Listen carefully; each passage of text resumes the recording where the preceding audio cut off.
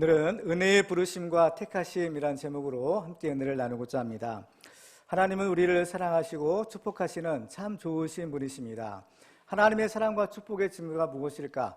물론 여러 가지 증거를 우리가 찾아볼 수 있는데 특별히 성경에서는 하나님께서 우리를 부르시고 택하셨다라고 증거하고 있습니다. 시편 기자는 시편 71편에서 이렇게 고백합니다. 내가 모태에서부터 주를 의지하였으며 나의 어머니의 배에서부터 주께서 나를 택하셨사오니 나는 항상 주를 찬송하리이다 라고 노래합니다. 하나님께서는 또한 예레미야 선지자를 부르실 때도 이런 말씀을 주세요. 예레미야 1장 5절에 보면 내가 너를 모태에 짓기 전에 너를 알았고 내가 배에서 나오기 전에 너를 성별하였고 너를 여러 나라의 손자로 세웠노라 라고 말씀합니다. 또 사도 바울도 주님이 택하셨다라고 말하고 있죠. 사도행전 9장에 보면 하나님께서 이 아나니아 선지자를 바울에게 보낼 때 이런 말씀을 주십니다. 주께서 이르시되 가라, 이 사람은 내 이름을 이방인과 임금들과 이스라엘 자손들에게 전하기 위하여 택한 나의 그릇이라 라고 말합니다. 근데 이러한 위대한 그 하나님의 종들뿐만 아니라 하나님께서는 우리 모두를 하나님이 부르시고 택하셨다라는 사실을 알아야 됩니다. 에베소 1장 4절과 5절에 보면 이렇게 말씀합니다. 곧 창세 전에 그리스도 안에서 우리를 택하사 우리로 사랑 안에서 그 앞에 거룩하고 흠이 없게 하시려고 그 기쁘신 뜻대로 우리를 예정하사 예수 그리스도로 말미암아 자기의 아들들이 되게 하셨다라고 말씀합니다. 그래서 우리는 택하신 족속이요 왕 같은 제사장이요 거룩한 나라요 그의 소유가 된 백성이다라고 말씀합니다. 이처럼 창세 전부터 그리고 우리가 태어나기도 전부터 하나님께서 우리를 부르시고 택하셨다. 이보다 더 큰 은혜와 축복은 없을 것 같습니다. 그러면 과연 누가 이러한 부르심과 택하심의 은혜를 받을 수 있을까요? 사도 바울은 토기장이의 비유를 들어서 이 하나님의 부르심과 택하심은 전적인 하나님의 은혜다라고 말하고 있습니다. 그렇죠. 택함을 받은 사람보다 먼저 그 사람을 부르시는 하나님의 은혜가 중요한 것입니다. 왜냐하면 하나님이 그 부르시는 은혜가 없다면 택함을 받는 것도 있을 수 없기 때문이죠. 그러면 과연 하나님께서는 누구를 부르시고 누구를 택하시는 것일까요? 오늘 본문에는 가룟 유다와 마띠아의 이야기가 기록되어 있습니다. 가룟 유다는 본래 예수님이 12제자 중에 하나였지만 예수님을 배신하고 은 30에 예수님을 팔아넘긴 사람이었습니다. 그는 결국 스스로 자기 목숨을 끊고 비참한 최후를 맞이합니다. 그렇지만 이 마띠아는 유다가 버리고 간 그 사도의 자리에 들어가 영광스러운 12사도 중에 한 사람이 된 것입니다. 지금도 하나님께서 주시는 은혜의 직분을 버리는 자가 있고 또 취하는 자가 있는 것을 보게 됩니다. 그래서 베드로서 1장 10절에 보면 그러므로 형제들아 더욱 힘써 너희 부르심과 택하심을 굳게 하라 라고 말씀하고 있습니다. 오늘 말씀을 통해서 우리들은 하나님의 부르시는 그 은혜에 믿음으로 응답함으로써 하나님의 택하심을 받는 축복의 주인공들이 다 되시기를 주님의 이름으로 축원합니다. 자, 성경을 보면 이제 많고 많은 사람들 가운데 가장 저주받은 자가 있는데 바로 그 사람이 바로 가룟 유다입니다. 예수님은 가룟 유다에 대해서 말씀하실 때 그 사람은 차라리 나지 아니었더라면 자기에게 좋을 뻔하였다라고 말씀하기까지 하셨죠. 그러면 가룟 유다는 어떻게 해서 그러한 비참한 인생이 되고 말았을까요? 우리는 가룟 유다를 반면 교사로 삼아서 절대로 그런 사람이 되지 말아야 할 것입니다. 그러면 우리는 어떻게 하면 그 가룟 유다와 같은 실패를 되풀이하지 않을 수 있을까요? 오늘 말씀을 통해서 우리가 두 가지 사실을 살펴보고자 하는데 첫째로는 하나님의 은혜의 부르심에 믿음으로 응답해야 합니다. 우리는 베드로가 이 가룟 유다에 대해서 말하는 그 말씀을 살펴볼 필요가 있어요. 자, 오늘 보면 17절 말씀을 보시면 이 사람은 본래 우리 수 가운데 참여하여 이 직무의 한 부분을 맡았던 자다라고 말합니다. 이 사람이 본래 우리 수 가운데 참여하여 이 직무의 한 부분을 맡았다는 거죠. 이 말은 가룟 유다가 이미 하나님의 은혜를 받은 사람이다라는 것을 의미하는 겁니다. 가룟 유다는 본래 예수님의 택하신 12사도 중에 한 사람이었습니다. 성경을 보면 예수님께서는 공생애를 시작하실 때 제일 먼저 제자들을 부르시는 장면을 보게 됩니다. 갈릴리 바다에서 고기를 잡던 그 제자들을 찾아오셔서 나를 따라오라 내가 너희를 사람을 낚는 어부가 되게 하리라 라고 말씀합니다. 그래서 그들을 제자로 부르시죠. 또 세관에 앉아 이를 보고 있던 마태에게도 나를 따르라 라고 부르셨어요. 가룟 유다도 이렇게 예수님이 부르시고 택하신 사람이었습니다. 예수께서 가룟 유다를 제자로 삼아주셨다는 것은 이 하나님의 은혜의 부르심이 얼마나 크고 또 이 은혜의 부르심에는 누구에게나 제한이 없다라는 것을 보여주는 증거이기도 합니다. 우리는 여기서 한번 생각을 해볼 필요가 있어요. 예수님은 가룟 유다가 장차 자신을 팔 것을 아셨을까요? 모르셨을까요? 제가 볼 때는 아신 것입니다. 오늘 본문에서 가룟 유다를 대신할 사도를 뽑은 장면에서 제자들이 하나님께 이렇게 기도하는 것을 보게 돼요. 오늘 보면 24절 보시면 그들이 기도하여 이르되 뭇사람의 마음을 아시는 주여 이 두 사람 중에 누가 주님께 택하신 바 되어. 여기서 보면 그들은 하나님을 가리켜서 뭇사람의 마음을 아시는 주여라고 부르는 것을 보게 됩니다. 하나님은 우리 사람의 마음속 깊은 것까지도 다 헤아려 아시는 분입니다. 우리의 심장과 폐부를 살피신다라고 하셨죠. 그리고 또 시간과 공간을 초월하여 계시는 무소부지하신 하나님께서는 우리의 과거와 현재와 미래까지도 다 아시는 분이신 겁니다. 그러면 왜 예수님께서는 아시면서 굳이 그 가룟 유다를 자기 제자로 삼아 주셨을까요? 그것은 한 영혼이라도 결코 포기하지 않으시는 주님의 사랑 때문인 것입니다. 예수님은 가룟 유다를 제자로 삼아 그에게 회개의 기회를 주고자 하셨습니다. 가룟 유다를 그냥 두면 너무나 중한 죄를 지을 것이 분명했습니다. 그럼에도 불구하고 예수님께서는 가룟 유다를 자기의 제자로 삼아 주시면서 진리를 알게 하시는 것, 바로 예수님이 누구시냐, 바로 예수님이 하나님의 아들인 것을 알게 하기 위함인 겁니다. 그래서 이 가룟 유다는 예수님의 12 제자 가운데 있어서 예수님의 말씀, 하나님의 말씀을 들었고 또 하나님이 행하시는 표적, 그걸 통해서 예수님이 하나님의 아들이신 것을 분명히 알게 하시는 겁니다. 그래서 성경을 보면 예수님께서는 그 가룟 유다에게 여러 차례에 걸쳐서 회개의 기회를 주시는 것을 보게 됩니다. 그래서 이 마지막 유월절 만찬에서는 직접 떡을 떼어 주시면서 나를 팔 자가 바로 너다라고 명시적으로 말씀하기까지 하셨습니다. 그렇지만 가룟 유다는 끝내 이 주님의 은혜를 거절하고 만 것입니다. 우리는 이 구원에 대한 하나님의 뜻이 어디에 있는가라는 것을 알아야 합니다. 디모데후서 2장 4절에 보면 하나님은 모든 사람이 구원을 받으며 진리를 아는 데 이르기를 원하시느니라 라고 말씀합니다. 하나님은 모든 사람이 다 구원받고 진리를 아는 것을 원하신다라는 것이죠. 그래서 하나님께서 독생자 예수 그리스도를 보내주신 것도 우리를 구원하기 위함이다 라고 말씀합니다. 요한복음 3장 16절 이하에 보면 하나님의 세상을 이처럼 사랑하사 독생자를 주셨으니 이는 그를 믿는 자마다 멸망하지 않고 영생을 얻게 하려 하심이라. 하나님이 그 아들을 세상에 보내신 것은 세상을 심판하려 하심이 아니요 그로 말미암아 세상이 구원을 받게 하려 하심이라 라고 말씀합니다. 심판이 목적이 아니라는 것입니다. 심판이 아니라 구원이 목적이라는 겁니다. 요한복음 6장 39절에 보면 주님께서 이렇게 말씀합니다. 나를 보내신 이의 뜻은 내게 주신 자 중에 내가 하나도 잃어버리지 아니하고 마지막 날에 다시 살리는 이것이니라. 내 아버지의 뜻은 아들을 보고 믿는 자마다 영생을 얻는 이것이니 마지막 날에 내가 이를 다시 살리리라 라고 하십니다. 여기에 모인 우리들은 다 이 하나님의 은혜를 받은 사람입니다. 하나님이 부르시고 하나님 우리를 택하셨기에 이 자리에 있는 줄 믿으시기 바랍니다. 이처럼 우리는 큰 하나님의 은혜를 받았지만 그러나 우리는 여기에만 머물러 있어서는 안 됩니다. 하나님이 부르시는 그 은혜가 진정으로 나의 것이 되기 위해서는 그 주님의 부르심에 우리가 믿음으로 응답해야 합니다. 왜냐하면 부르심을 받았지만 오늘 본문에 있는 가룟 유다처럼 버림을 당하는 자가 있을 수 있기 때문인 것입니다. 히브리서 6장 4절 이하에 보면 이렇게 말씀합니다. 한번 빛을 받고 하늘의 은사를 맛보고 성령에 참여한 바 되고 하나님의 선한 말씀과 내세의 능력을 맛보고도 타락한 자들은 다시 새롭게 하여 회개하게 할 수 없나니 이는 그들이 하나님의 아들을 다시 십자가에 못 박아 드러내놓고 욕되게 함이라.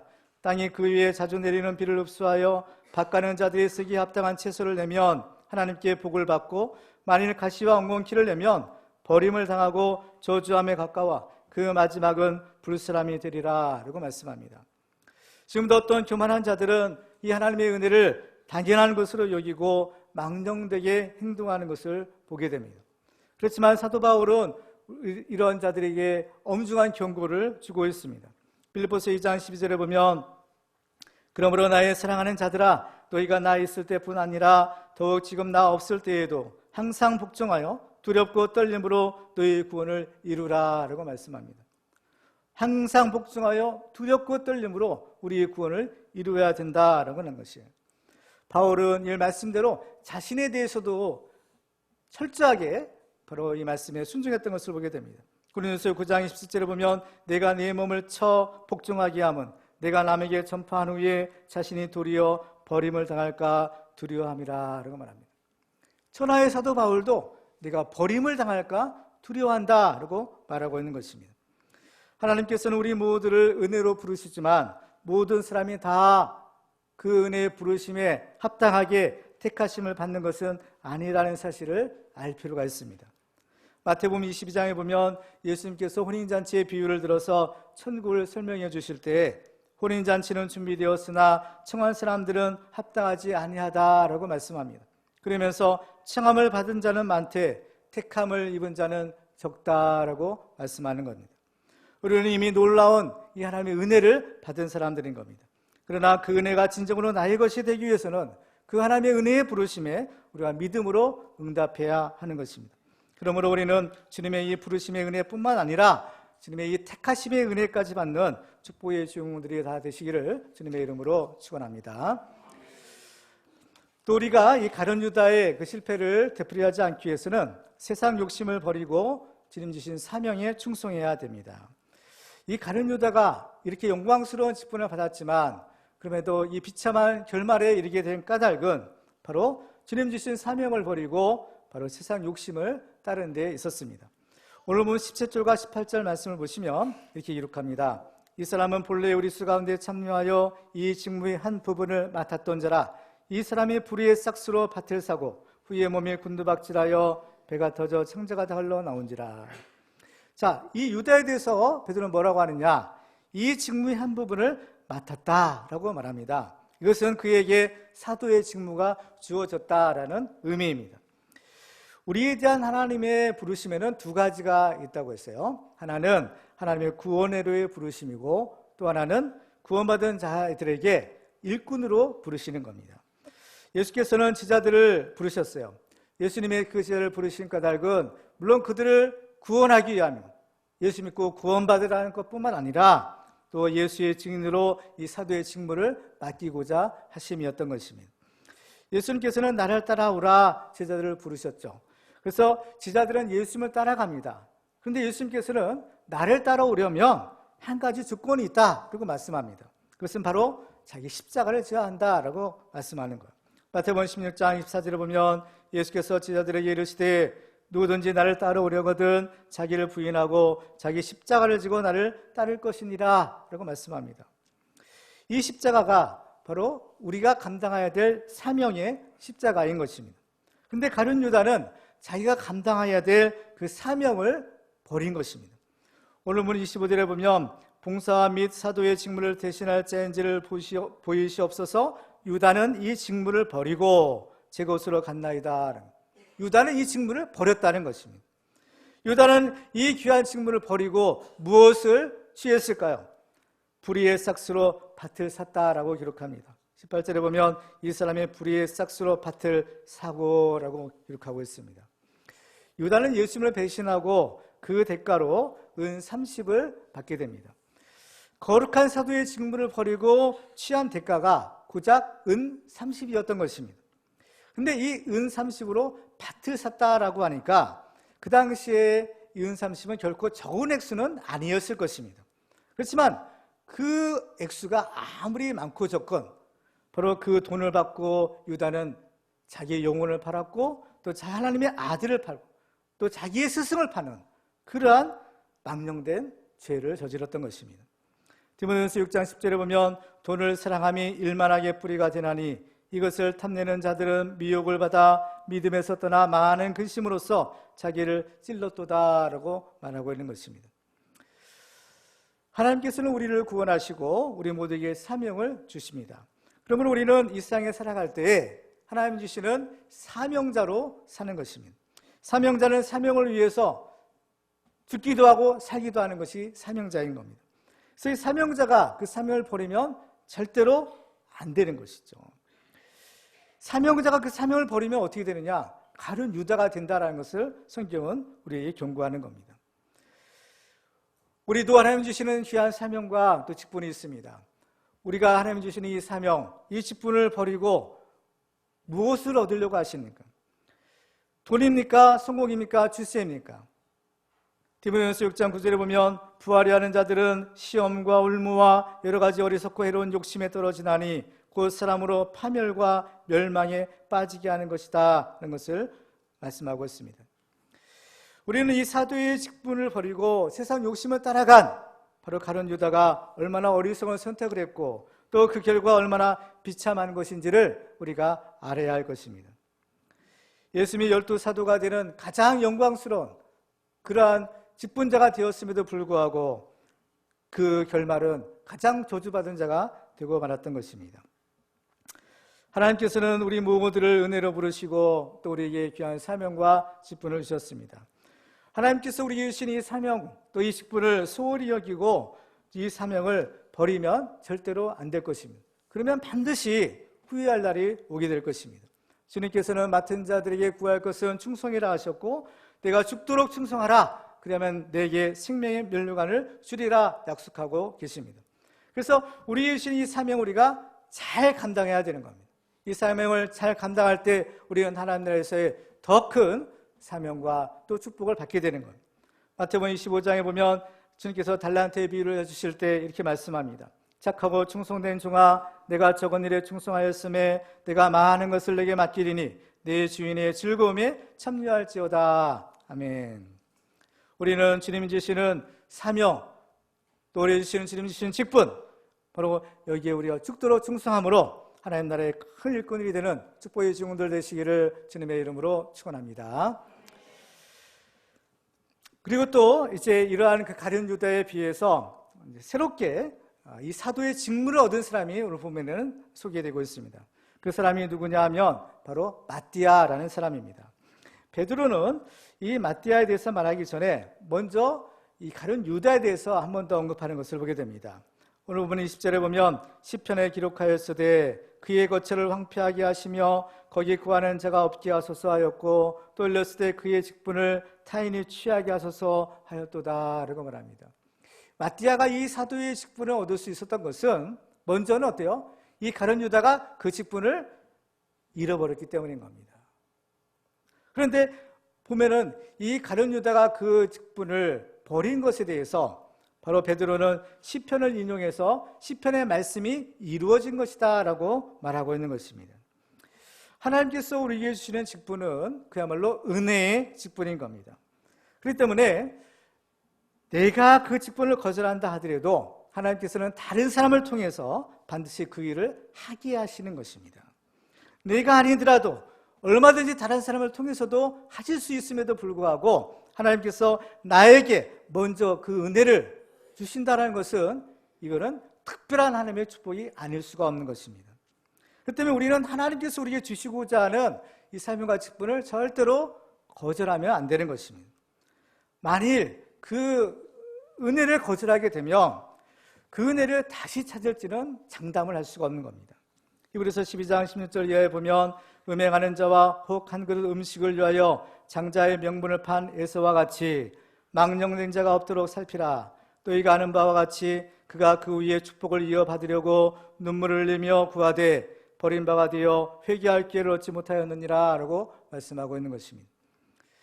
그렇기 때문에 우리는 이 직분을 빼앗긴 그런 망령된 유다와 같은 자가 되어서는 안 된다는 것을 먼저 알아야 됩니다. 그러면 유다가 버리고 간 그 귀한 사도의 직분은 누가 얻었을까요? 바로 마띠아라는 사람입니다. 그러면 마띠아는 어떻게 해서 그 영광된 사도의 직분을 얻을 수 있었을까요? 역시 우리가 두 가지 사실을 우리가 살펴보고 은혜를 나누고자 합니다. 첫째로는 사명의 자리를 충성되게 지켜야 합니다.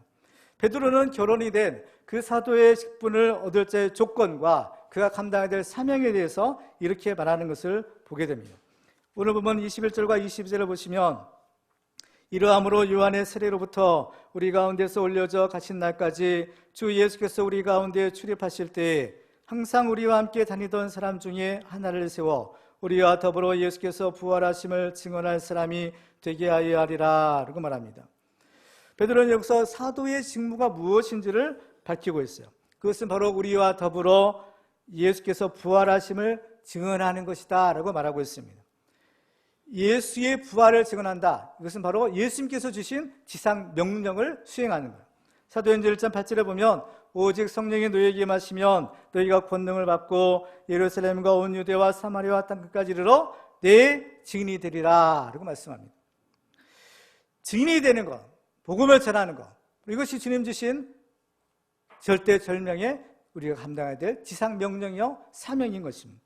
그런데 예수의 증인이 되려면 예수님과 함께 있어야 되는 것입니다. 그래서 사도의 조건을 보면 요한의 세례로부터 우리 가운데서 올려져 가신 날까지 주 예수께서 우리 가운데 출입하실 때에 항상 우리와 함께 다니던 사람 중에 하나야 된다라고 말하는 겁니다. 그러니까 예수님의 공생의 기간 내내 예수님과 함께 있었던 사람이 바로 결혼이 될 사도가 될 그러한 자격과 조건이 되는 것입니다. 여기서 중요한 것은 예수님과 함께 있어야 한다라는 것입니다. 요한복음 12장 20절에 보면 예수님께서 이렇게 말씀합니다. 사람이 나를 섬기려면 나를 따르라. 나 있는 곳에 나를 섬기는 자도 거기 있으리니 사람이 나를 섬기면 내 아버지께서 그를 귀히 여기시리라 라고 말씀합니다. 나와 함께 있어야 된다라고 말씀하는 거죠. 마태복음 12장 10절에 보면 나와 함께 아니하는 자는 나를 반대하는 자요 나와 함께 모으지 아니하는 자는 해치는 자니라 라고 말씀합니다. 그러니까 항상 주님과 함께 있어야 되는 거예요. 예수님이 계신 곳에 내가 있어야 되고 예수님이 가신 곳에 나도 가고 주님과 항상 동행하는 겁니다.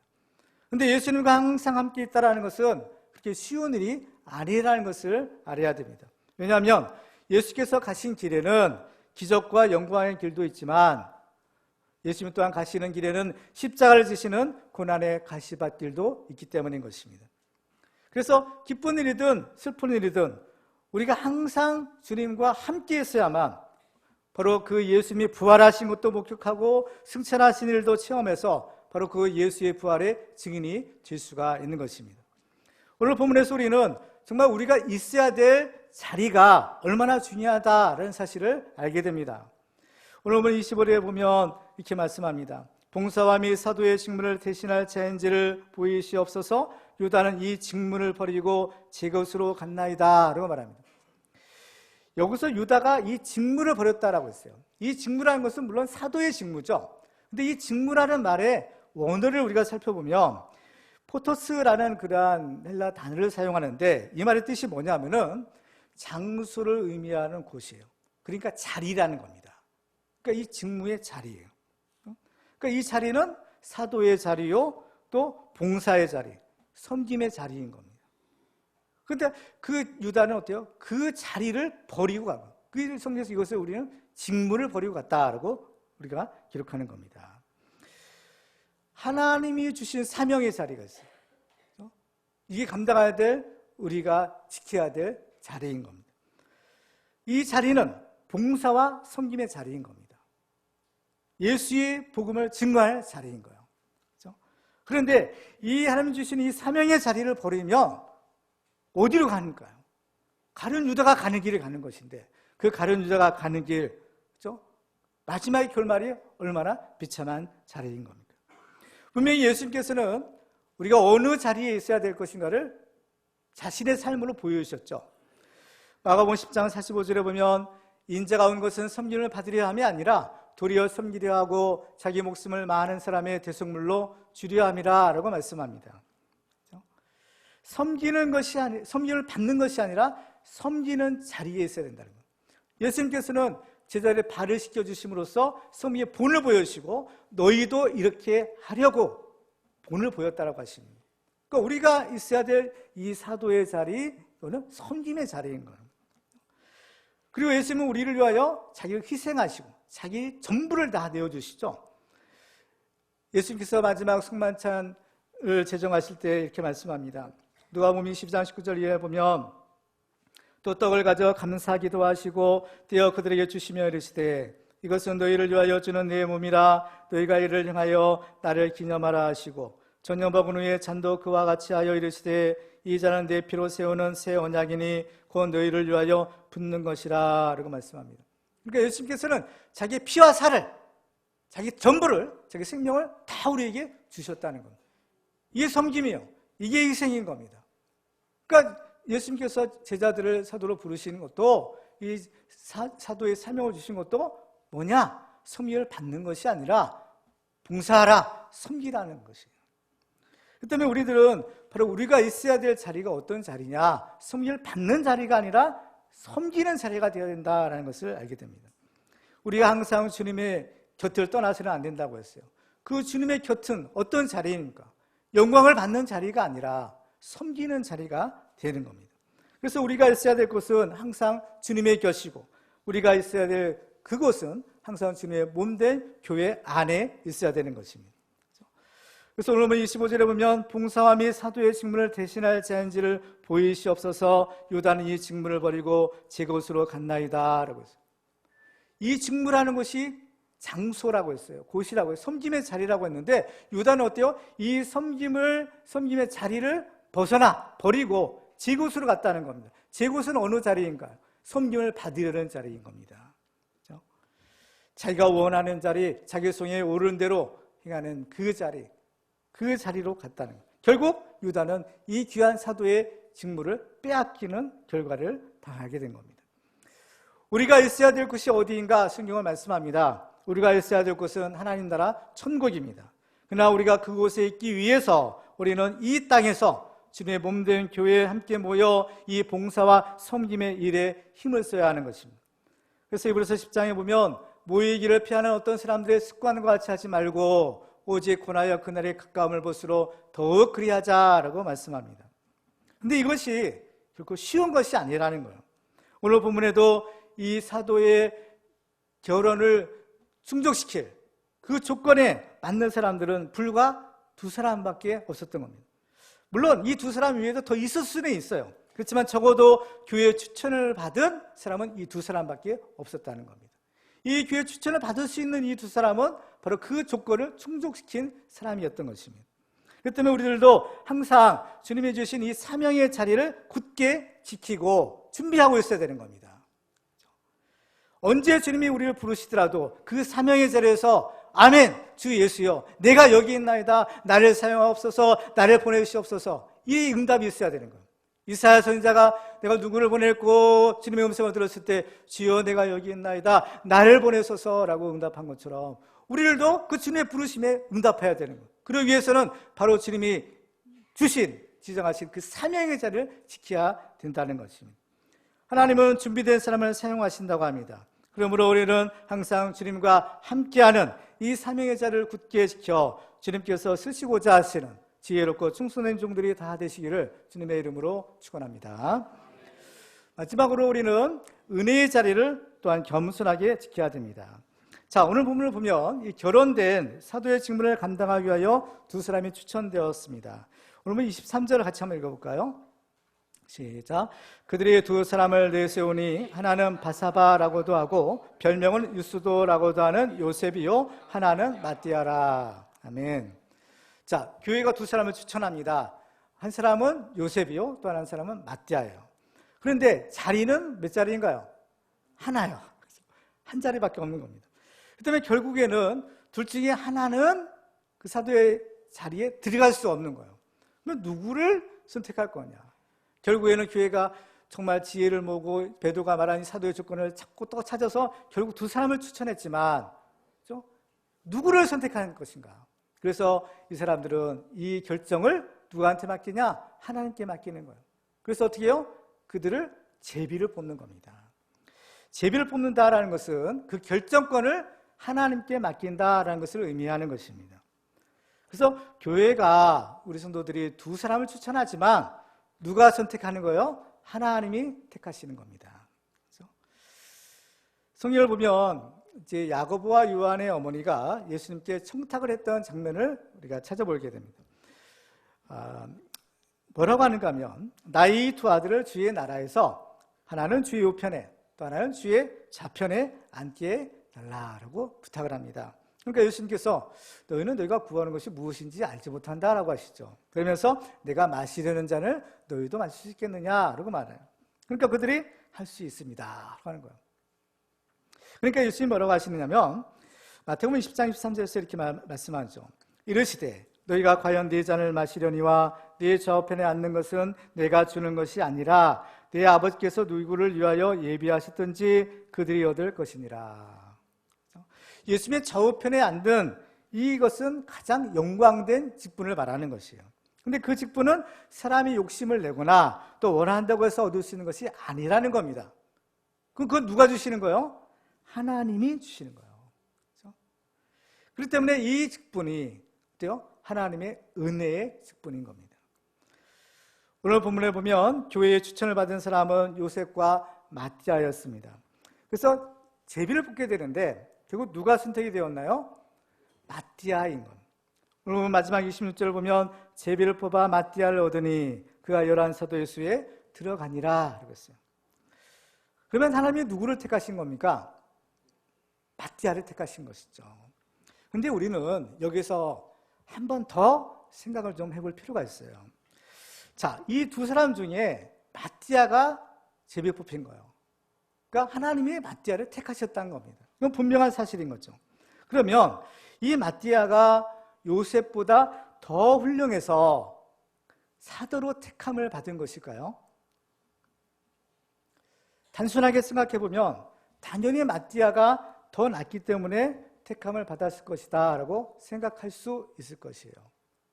또 하나님은 마음을 아신다고 했죠.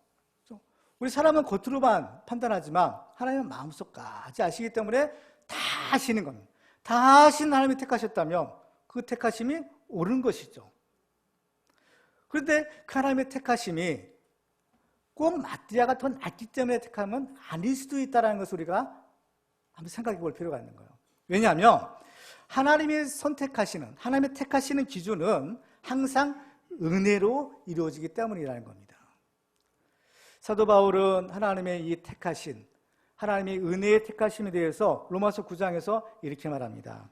로마서 9장 15절 이하에 보면 모세에게 이르시되 내가 긍휼히 여길 자를 긍휼히 여기고 불쌍히 여길 자를 불쌍히 여기리라 하셨으니 그런즉 원하는 자로 말미암음도 아니요 다른 박질하는 자로 말미암음도 아니요 오직 긍휼히 여기시는 하나님으로 말미암음이니라 라고요. 자, 택하심이요. 토기장의 비유를 들어서 택하시는 것은 전적인 하나님의 주권이다 말씀하시는데 그 하나님의 택하심의 기준이 뭐냐는 거예요. 그것이 바로 긍휼히 여기시는 하나님이라는 겁니다. 그래서 하나님은 긍휼히 여기시는 분이라는 거예요. 그렇기 때문에 힘있고 능력이 많은 사람보다는 항상 힘이 없고 부족한 사람에게 그 은혜를 더하시는 겁니다. 그래서 로마서 9장 12절에 보면 리브가에게 이르시되 큰 자가 어린 자를 섬기리라 하시는, 리브가는 어때요? 이삭이 아니죠. 이삭의 가족에 쌍둥이가 태어납니다. 에서와 야곱인 거예요. 에서가 장자요, 야곱은 차자인 거예요. 그런데 어때요? 큰 자가 어린 자를 섬겨야 된다는 겁니다. 하나님께서 이스라엘을 택하시죠. 아브라함을 택하시고 이스라엘 민족을 택하시는 겁니다. 근데 왜 하필이면 아브라함이고 왜 하필이면 이스라엘이냐는 거예요. 우리를 택하셨으면 참 좋았을 텐데 왜 하필 이스라엘이냐는 거예요. 하나님의 택하신 이유가 뭐냐는 거예요. 신명기 7장 7절에는 이렇게 그 이유를 밝히고 있는 겁니다. 같이 한번 읽어볼까요? 시작. 여호와께서 너희를 기뻐하시고 너희를 택하심은 너희가 다른 민족보다 수요가 많기 때문이 아니니라. 너희는 오히려 모든 민족 중에 가장 적으니라. 아멘. 바로 이것 때문인 겁니다. 모든 민족 중에 가장 작다는 거예요. 가장 힘이 없다는 거예요. 가장 보잘것이 없다는 거예요. 그렇기 때문에 우리는 힘이 없고 약하고 가난하다고 해서 낙심하지 말아야 됩니다. 하나님은 연약한 우리를 더 불쌍히 여기시고 우리에게 더 특별한 은혜를 베풀어 주시는 것입니다. 사람도 어린아기일 때 더 많은 보살핌과 또 관심이 필요한 것처럼 하나님께서도 연약한 우리들에게 더 특별한 은혜를 주시는 것입니다. 따라서 하나님의 이러한 선택의 기준에 비춰보면 이 교회 추천을 받은 두 사람 중에서 마띠아보다는 요셉이 더 큰 자요, 또 믿음이 더 좋은 사람일 수가 있겠다라고 생각할 수 있는 겁니다. 그 증거로서 이 마띠아의 이름은 성경에서 오직 오늘 본문에서만 나옵니다. 다른 곳에서는 이 마띠아의 이름을 찾을 수가 없어요. 그러니까 이 마띠아의 주된 역할, 사명이 뭐냐? 그 결혼이 된 12사도의 수를 채우는 데 있는 겁니다. 그러니까 마띠아가 하는 것은 그 12사도들 가운데 하나 있기만 하면 되는 거예요. 그 자리에 차지하고만 있으면 되는 겁니다. 그 자리만 딱 어때요? 버리지 않고, 그렇죠? 가룟 유다처럼 버리지 않고 그 사명의 자리만 잘 지키면 되는 거예요. 이에 비해서 요셉은 어떻습니까? 마띠아보다 그 설명이 더 자세하게 기록되는 거예요. 그러면 23절에 보면 그들의 두 사람을 내세우니 하나는 바사바라고도 하고 별명을 유스도라고도 하는 요셉이요, 하나는 마띠아라. 자, 마띠아는 그냥 아무 설명이 없어요. 근데 어때요? 요셉은 어때요? 설명이 있죠. 요셉에게는 특별히 다른 이름을 우리에게 소개해주고 있어요. 그것은 바로 바사바와 유스도라는 이름인 겁니다. 이 바사바라는 이름의 뜻이 뭐냐? 안식일의 아들이라는 의미를 가지고 있는 거예요. 그러니까 안식일은 어떤 날인가요?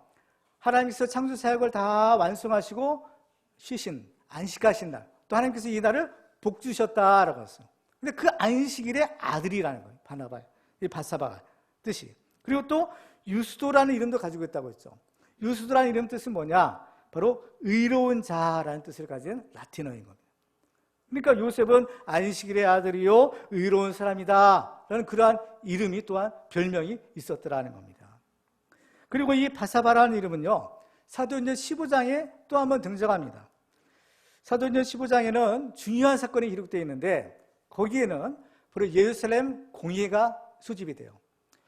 바로 안디옥에서 사역하던 바울과 바나바가 자, 과연 이 율법을 이방인 신자들이 지켜야 되느냐 말아야 되느냐, 이 문제를 가지고 굉장히 논란이 많았던 거죠. 그래가지고 예루살렘 공회에 올라가서 이 문제를 해결해 주시오라고 요청을 하게 됩니다. 그래서 최초의 예루살렘 총회가, 공회가 소집이 돼요. 그래서 그 결론이 뭐냐? 이방인 신자들은 율법을 안 지켜도 된다. 다만 몽뱅인 거, 피 있는 거, 뭐 이런 것만 절제하고 율법 할례 안 봐도 된다. 결정을 내려요. 이게 굉장히 중요한 결정입니다. 근데 이 결정을 내리고 이 사실을 안디옥 교회에 알릴 때 바로 예루살렘 공회가 안디옥 교회에서 왔던 바울과 바나바와 함께 그 교회의 대표자 둘을 보내는 거예요. 사도행전 15장 22절을 보면 이에 사도와 장로와 온 교회가 그 중에서 사람들을 택하여 바울과 바나바와 함께 안디옥으로 보내기를 결정하니 곧 형제 중에 인도자인 바사바라는 유다와 실라더라. 자, 여기서 이 바사바가 앞부분에서 오늘 본문의 바사바인지는 확인할 수는 없어요. 그러나 이름은 같다라는 겁니다. 적어도 이름이 같기 때문에 그 가능성을 우리가 배제할 수 없는 거예요. 왜냐하면 이 요셉의 이름이 벌써 여러 개잖아요. 그렇기 때문에 이 유다라는 이름도 또 하나의 이 요셉의 이름이었을 수도 있는 거예요, 사실은. 특별히 이 바사바에 대해서 인도자다라는 거죠. 인도자인 바사바라는 유다라고 했어요. 인도자라는 말은 다른 말로 하면 지도자인 겁니다.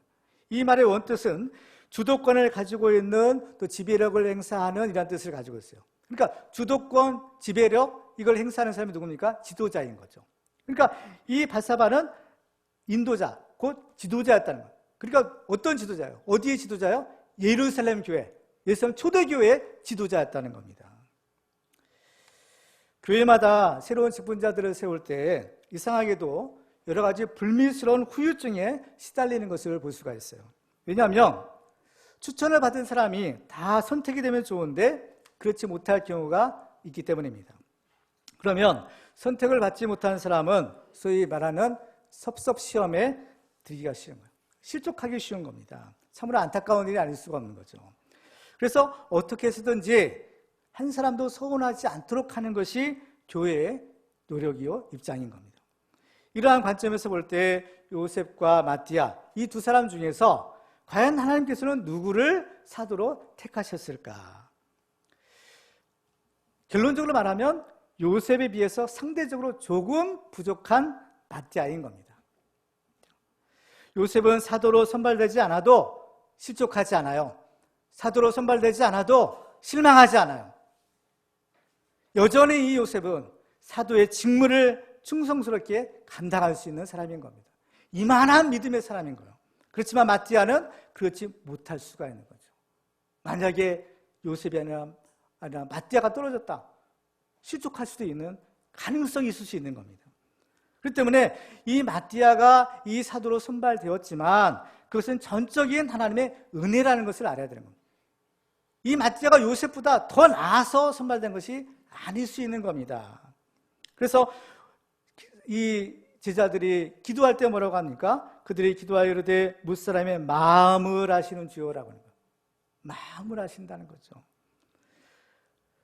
마음을 아신다는 거 다 아시는 거예요. 그렇기 때문에 하나님은 모든 것을 합력하여 선을 이루시는 분이신 겁니다. 그렇기 때문에 오늘 본문에 있는 두 사람처럼 사도의 수에 들어가지 못했다 해서 실망하지도 말고 또 설령 사도의 수에 들어갔다 해서 교만하지도 말아야 되는 겁니다. 무사람의 마음을 아시는 하나님께서 바로 하나님이 하시는 모든 일들은 다 선하고 의로우신 결과인 겁니다. 로마서 8장 28절에 보면 우리가 알거니와 하나님을 사랑하는 자 곧 그의 뜻대로 부르심을 입은 자들에게는 모든 것이 합력하여 선을 이루느니라 라고 말씀하는 겁니다. 그렇죠. 이 모든 것이 다 하나님의 은혜인 것입니다. 사도 바울도 그가 이 사도의 직무를 끝까지 감당할 수 있었던 것도 하나님의 은혜의 결과라는 것입니다. 사도 바울에게는 가시가 있었다고 했죠. 그 가시를 없애달라고 3번이나 간절하게 기도합니다. 그러나 하나님의 응답은 내 은혜가 내게 족하도다 라는 것이었어요. 결국에는 이 가시 때문에 바울이 교만하지 않고 끝까지 이 사도의 직무를 감당할 수 있었던 겁니다. 그렇기 때문에 바울은 마지막에 이런 고백을 하죠. 같이 한번 읽어볼까요? 고린도서 15장 10절 말씀입니다. 시작. 그러나 내가 나 된 것은 하나님의 은혜로 된 것이니 내게 주신 그의 은혜가 헛되지 아니하여 내가 모든 사도보다 더 많이 수고하였으나 내가 한 것이 아니요 오직 나와 함께 하신 하나님의 은혜로다. 아멘. 모든 것이 나와 함께 하신 하나님의 은혜입니다. 그럼 우리도 모든 것이 다 이 하나님의 은혜인 것을 고백하며 겸손하게 주님을 섬기고 하나님께 모든 영광을 돌려야 하는 것입니다. 이제 말씀을 맺겠습니다. 섰다 생각하는 자는 넘어질까 조심하라 라고 하셨어요. 하나님께서 우리를 높여주실 때 우리는 그 은혜에 믿음으로 응답해야 합니다. 하나님께서 주신 축복을 세상 욕심과 죄악의 기호로 삼지 말고 충성되게 주신 사명을 감당하는 도구로 사용해야 할 것입니다. 그리고 우리는 항상 주님과 동행함으로 주님 주시는 이 사명의 자리를 굳게 지켜야 할 것입니다. 결국 나의 나된 것은 모두가 하나님의 은혜인 것을 고백하고 낮은 자리에서 섬기는 그 사도의 직무를 우리가 감당해야 될 줄로 믿습니다. 그럴 때 우리는 주님의 이 부르심과 택하심의 은혜를 입어서 주님의 가장 가까이 섬기는 축복의 주인공이 될 수가 있을 것입니다. 오늘 신년 감사 예배를 드리는 우리들은 2020년이라는 새로운 한 해를 시작할 수 있는 특별한 은혜를 받은 사람들인 겁니다. 올해에는 정말 이 주님의 부르심과 이 택하심을 입어 주님의 마음을 시원하게 해드리는 지혜롭고 충성된 주의 종들이 다 되시기를 주님의 이름으로 축원합니다.